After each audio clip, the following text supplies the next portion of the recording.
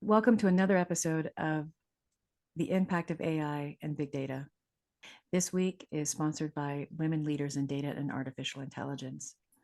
Our guest today, Adita Karkera, she's a leader in Deloitte's AI Institute for Government, as well as pursuing and supporting the Chief Data Officer role within our government and public sectors. Additionally, she's quite busy, editorial board member of Chief Data Office magazine, a chapter leader for federal government and women in data, and she is also a founding member for the Women Leaders in Data and Artificial Intelligence. Welcome. Hi, Melissa. It is great to be on the show, and thank you so much for having me. I am absolutely thrilled that you're here today. Your professional journey, I'd love to start with that. That's the question that we always like to start with at the beginning. You've had a long career, but majority of your professional journey has been in the state government. I'd like to learn a little bit more about how you got into that role.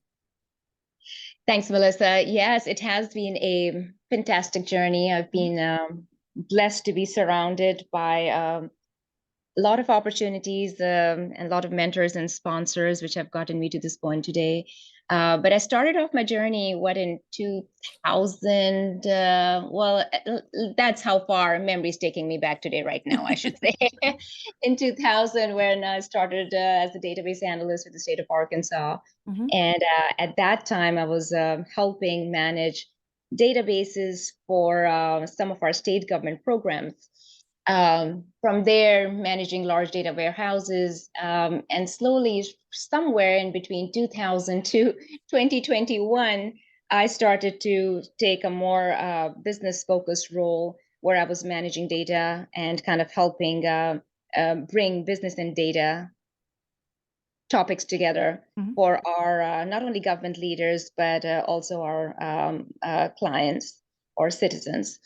Um, so in 2017, I guess, is when the state of Arkansas established the Office of the Chief Data Office for Arkansas. And I stepped into the role of the Deputy Chief Data Officer for the state of Arkansas.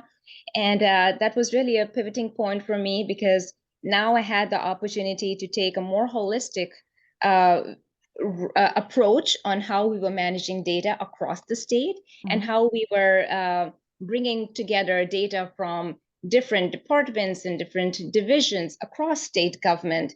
So that was a really interesting and challenging role in my career trajectory. And then COVID-19 hit all of us, and I had the opportunity to serve on Governor Hutchinson's COVID-19 task force at that time, which was another big moment for me because I had an opportunity to really shape how the citizens in the state of Arkansas were being impacted with COVID-19 and how us government leaders could come together to help solve or contribute to the solutions towards this problem. Mhm. And in 2021 is when I transitioned over to serve with Deloitte. And we have recently just in the last year established our first office of the Chief Data Office for Deloitte's government and public services. So really excited about that. You said why public service and how I got into public service. Uh, I think there is just so much happening in the government space around how we cater to the needs of our citizens Mhm. that I has always motivated and inspired me to stay attached to the public service. Of course, having spent 21 years directly as a government employee and then now continuing to serve the government sector from the industry perspective, I just feel there is so much we can do to assist in terms of driving innovation, in terms of driving modernization, to continue to help ensure not only that our services back to the citizens are efficient, Mhm. but also in larger matters of space research or national security. There's just so much we can do when we bring government, industry, and academia together. So, my heart lies in the public sector, and that's where I aspire to continue to hopefully continue to contribute. Mhm. I believe you mentioned just briefly about some of the other activities you're doing to support women leaders in data. What's top of mind for you today? Oh, you brought up a topic, Melissa, that I know you and I both are very passionate about. Is not only how do we continue to bring up women in broadly the STEM field, but specifically for women in data Mhm. and AI. Um, and in the fall recently, Melissa, Deloitte, Government and Public Services, we have partnered with Women in Data, the global data organization, to bring together the community of women in the federal government space. So we launched our inaugural chapter for Women in Data, federal government chapter in fall last year. And our aspiration is not only to create this network where women can come in and get to connect and get to learn from each other, but also to provide that safe space where women can connect on topics where they don't know who to go to for assistance or who to go to for help with. So Mhm. providing that safe space, providing that community, that network. We're also trying to bring in academia and the universities in this area so that we can see how we can help with issues around building talent in our pipelines to support federal government. So I'm super excited about the launch of that chapter, bringing together our female leaders in the government space. Oh, fantastic. I know that the work and your heart and everything that you're doing is probably what is allowing that organization to flourish. So I know that I am thankful that that's what you are participating in and leading that. I want to shift a little bit more to um, more of the federal sector and specifically your perspective on the 2018 Evidence Act. And for those that aren't familiar with that, the 2018 Evidence Act required that agency leads within our federal government, the agency heads, had to designate a non-political official as the chief data office. And I'm interested in your perspective. Have do you know a little bit more about this? Has this been successful um, since 2018? Have we been able to see the results of that come to fruition? Melissa, thank you for that question. Mhm. Yes, I mean, in the federal government, we've been collecting data, whether it's in the paper or the digital form, as far as memory takes us back, right? Mhm. Um, but it was really in 2018 with the Foundations for Evidence-Based Policymaking Act, like you pointed out, that the federal government really put forward this mandate for appointing chief data officers in agencies. I think that itself is a clear sign from the federal government as acknowledging the importance of data and acknowledging that we need to effectively harness data and manage it. Mhm. I think we've come a long way since 2018 to today. Um, since the passage of the Evidence Act, the federal data strategy was also announced in 2019. Mhm. Following the federal data strategy, there has been a federal data council, a federal CDO council that has been established that brings together CDOs across the federal government. And I believe there are close to around 80 CDOs that are part of that federal CDO council. Wow. Um, so the role of the CDO in the government itself, Melissa, just as in any other industry, is not an easy one. But I think the challenges in government sometimes are slightly unique. In as far as the role of the CDO is still fairly new. The roles and responsibilities of CDOs in every government organization are also slightly different based on the mission of each organization and based on how the CDO is situated in the organization. Um, but I do feel like there has been phenomenal progress that has been made since the passage of the Evidence Act back in 2018 to the release of the Federal Data Strategy in 2019 and to where the Federal CDO Council stands today. They also have established multiple committees and working groups as part of the Federal CDO Council, which I think is also another clear evidence that they are moving in the right direction. They're Mhm. bringing together groups of CDOs to focus on pivotal topics like the data skills working group, which is focused on, helping CDOs assess the needs of their workforce's data skills, and how do they come together to create processes and policies or guidance to help improve the state of data skills in federal government. But that's just one working group, and there are several other working groups that have been championed by the Federal CDO Council. So look, are we there and we are all done? No, not yet. But has there been progress since this was first established? Absolutely.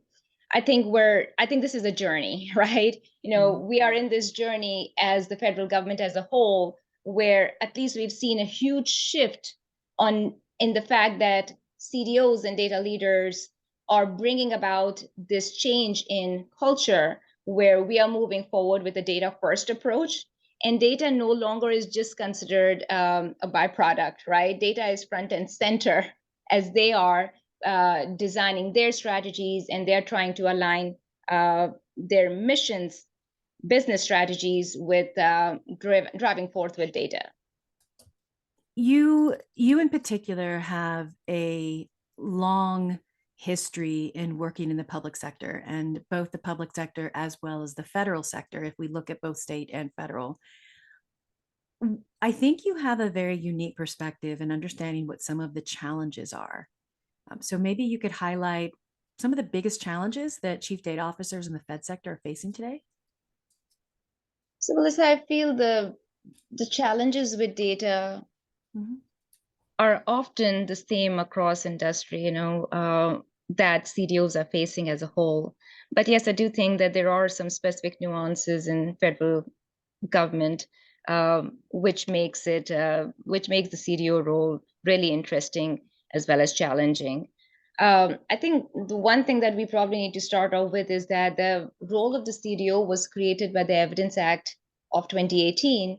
While the act created the role, I think it lacked exact clarity on what the roles and responsibilities of the CDO needs to be. As I said earlier, the role of the CDO varies slightly from organization to organization in the federal space, and where the role is situated organizationally also has an impact on what the priorities of that role are.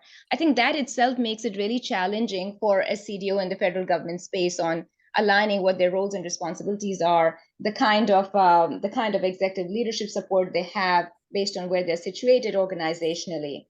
Another big area is the amount of funding and the amount of resources that are allocated to these newly created data offices and to chief data officers.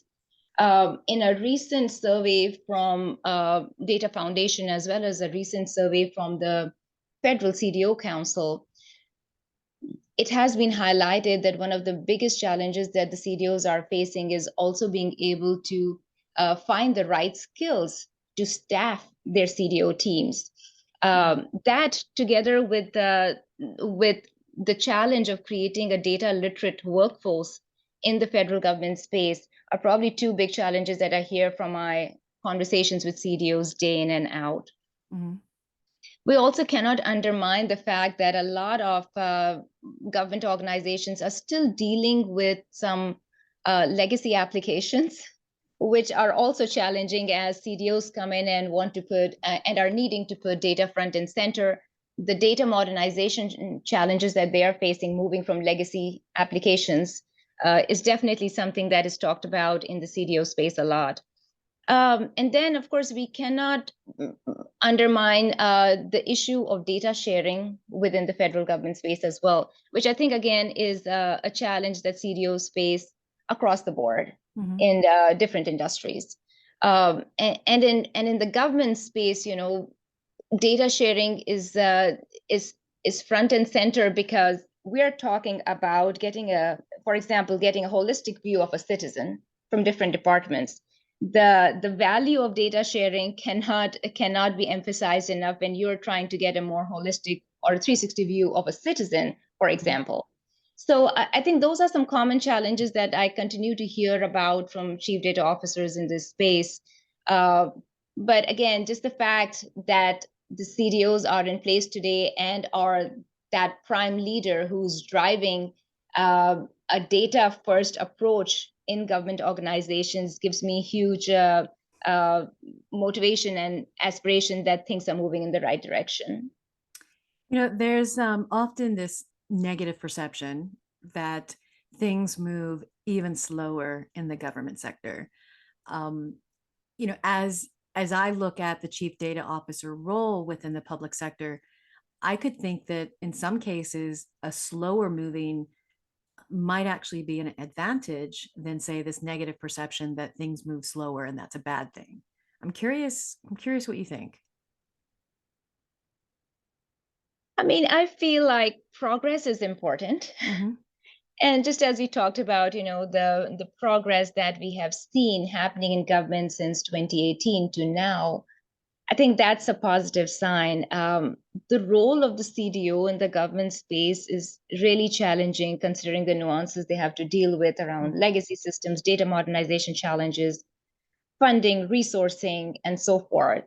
So I think I'll look on the positive side of things that we are as a society, as a community, we are making progress. And I think that's important because the areas that we are focused on and the federal government CDOs are focused on are some very challenging mission areas. And so long we're continuing to move the needle and make progress, I think that itself is a big and huge win. Yeah. Yeah, I think sometimes in the private sector, there's a tendency to move fast, and sometimes moving fast is not always the best. There's things that get overlooked, some policies, risk, supporting compliance. So I was curious of your perspective. I think that's very accurate observation that in the government sector, yes, people think the government moves slowly, but in some cases that actually might be worth it so that we get things right the first time. You're absolutely correct, Melissa. I mean, in the government space, I mean, we're dealing with highly sensitive and highly regulated data sets, whether it's, looking at education data or looking at criminal justice data or our data in the defense space. So the challenges with being able to leverage data while making sure that you're doing it in a compliant, secure, and regulated manner cannot be undermined. And as we look forward in implementing new emerging technologies, whether it's AI and others, the risks associated in leveraging data cannot be undermined. The opportunities are certainly exciting, and having the ability to leverage untapped data streams in some cases, or being able to provide insights on data sets that we haven't leveraged before is really exciting. But all of that also comes together with a high risk perspective. And so I know the chief data officers in this space are definitely moving with caution as you're dealing with this sensitive data. So cannot undermine the importance of being mindful of privacy regulations as well as compliance requirements as we are dealing with this highly sensitive data. Yeah. As we look to wrap up, I wanted to just ask one last question. Do you have any perspectives or leave behinds? You are very passionate about data and very passionate about the public sector, again, both state and federal. What's your advice for someone who's listening to this, another woman who thought they weren't interested in public sector, but maybe they are now? How can they best get involved? Melissa, thank you for the comments and that question. Think to anyone who's listening out there, I would want them to consider engaging in the private sector, especially women. We need more women out, not only across industries, but we need more women, especially in the government space today, to be able to shape what our future is going to look like. We need those opinions. We need those people working today in our workforce.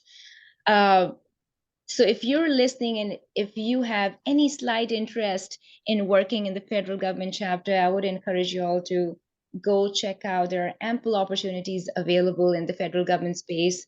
And think about this.